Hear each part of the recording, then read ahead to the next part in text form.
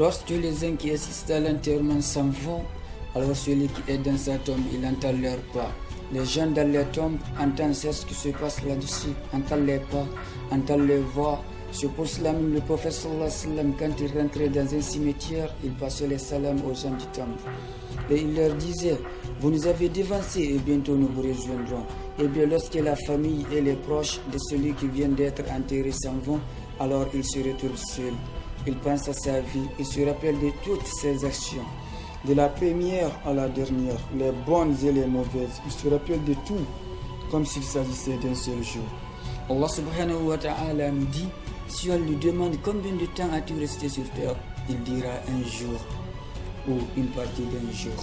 Il fera son compte rendu, seul, silencieux, jusqu'à ce que Munkir et Nakir arrivent. Ce sont des gens, leurs dents déchirent le sol, leurs cheveux tombent par terre. Leur regard est comme l'éclair, leur voix est comme le tonnerre, leur respiration est comme le vent un jour de tempête. Il soit habillé en noir, il vient à lui avec une barre de fer. Si tous les êtres humains s'unissaient pour la porter, il n'y arrivait pas. S'ils mettent un petit coup avec cette voiture mentale, elle s'écroule.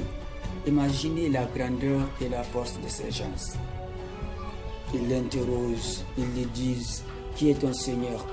Et pas comme je parle là en ce moment. En mettant la pression, leur souffle bourdonne dans les oreilles de celui qui est questionné. Faites les voir ou de les entendre, la personne ne sait plus qui elle est, elle ne sait plus où elle est. Et si elle bègue dans sa réponse, ils mettent un coup de masse. Ils lui demandent, qui est ton Seigneur? Ma'ana Rabbi, quelle est ta religion? Quel est ton livre? Qui est ton prophète? Quelle est ta Qibla? Nous on connaît les trois questions principales. Qui est ton Seigneur? Quelle est ta religion? Qui est l'homme qu'on a envoyé vers vous? Mais en vérité, c'est un examen sur le contrôle de notre vie, le moment de contrôler le niveau de notre foi. Ceux qui ont le meilleur niveau de foi, de piété, leur répondent à ces gens en lui disant, quel droit vous avez pour me parler? Quelle autorité vous avez sur moi? Vous vous prenez pour qui à me parler comme ça? Il n'a pas peur, il n'est pas effrayé parce qu'il a l'iman. Le prophète sallallahu alayhi wa sallam, il dit, celui qui a peur d'Allah, il n'a peur de personne. Et les gens, nous aurons dans la tombe le même niveau de foi que nous avions dans le dunya, ce bas monde. Parmi ces gens, Omar ibn Khattab, le jour qu'il était au pèlerinage, le prophète sallallahu alayhi wa sallam se tournait vers Omar, inquiet en pensant à lui, et lui dit, comment tu seras lorsque tu seras dans la terre, dans un espace de 4 coudées sur 2, de 2 mètres sur 1 mètre, et que tu verras Munkir et Nakir. Et Omar radiallahu anhu a demandé, Ya Rasulullah, qui sont Munkir et Nakir? C'est qui? Alors le prophète sallallahu alayhi wa sallam les décrit. Il le dit, ce sont des gens qui vont passer l'épreuve de la tombe. Ils fouillent la tombe avec leurs canines. Ils marchent dans leurs poils. Leurs voix sont comme le tonnerre assourdissant. Leurs regards sont comme l'éclair aveuglant. Ils ont une masse que les gens de Mina, c'est-à-dire les pèlerins qui étaient présents, en ce que le pèlerinage était lieu de rassemblement. Tout le monde est présent. Des milliers, aujourd'hui des millions de personnes sur une même terre, il lui dit, regarde, tu vois tout ce monde autour de nous? Si tout en s'unissait pour porter cette masse, il ne pourrait pas la soulever. Et c'est des gens, ils manipulent cette masse plus facilement que moi je manipule ce bâton. Et au moment où le prophète sallallahu alayhi wa sallam dit ça, il tenait un petit bâton qu'il bougeait entre ses doigts.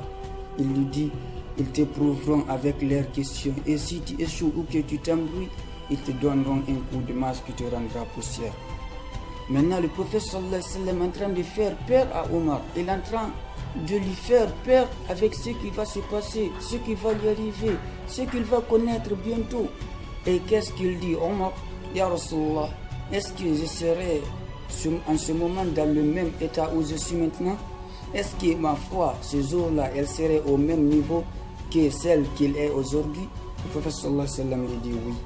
Alors Omar radiallahu anhu, tout confiant, il dit, Ya Rasulullah, t'inquiète pas, je me chargerai d'eux. Et quelques temps se sont passés jusqu'à le prophète sallallahu alayhi wa sallam revient vers Omar content en lui disant, par celui qui m'a envoyé prophète avec la vérité, Jibril alayhi salam est venu m'informer de la chaîne qui va se passer entre toi et ces deux gens. Il l'informe, ils viendront vers toi Ils vont te questionner avec toutes ces questions et toi tu les répondras. Quand ils te demanderont qui est ton Seigneur, ma'ana rabbuk, tu leur répondras Rabbi Allah wa ma'ana rabbukum. Mon Seigneur c'est Allah et vous c'est qui votre Seigneur? Mon prophète c'est Mohammed et vous c'est qui votre prophète? L'islam c'est ma religion et vous c'est quoi votre religion? Jusqu'à ce que Munkir et Nakir se tourneront l'un vers l'autre et diront c'est étonnant, nous ne savons plus si c'est toi qui es envoyé vers nous ou si c'est nous qui sommes envoyés vers toi. Allah Akbar. Il est temps de faire l'effort sur notre foi pour préparer notre vie après la mort. Cette vie n'est qu'un texte, une épreuve, un moment de rivaliser dans les bonnes actions, de rivaliser dans le niveau de foi et de piété. C'est pas en regardant plus belle la vie en buvant du Coca-Cola.